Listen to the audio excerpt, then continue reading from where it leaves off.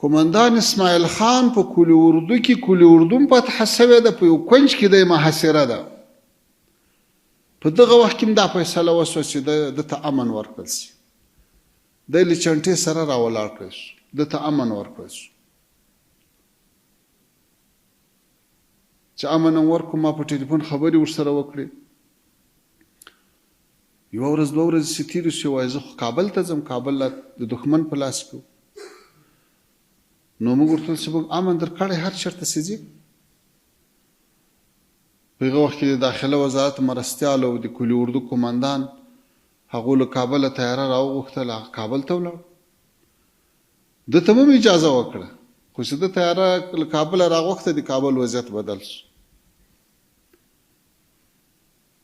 2-3 ورځې بعد یې وویل چې زه مریض یم، زه ایران ته د تداوي دپاره ځم.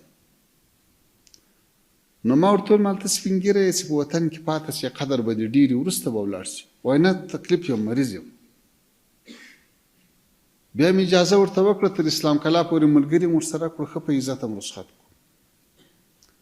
اوس که دی هر څومره ناځوانۍ کوي، هر څومره وعده خلافۍ کوي، هر څومره عهد شکنۍ کوي، ما او تا خو دې ملت ته فکر ورکړو چې په خپل عهد ولاړ وي.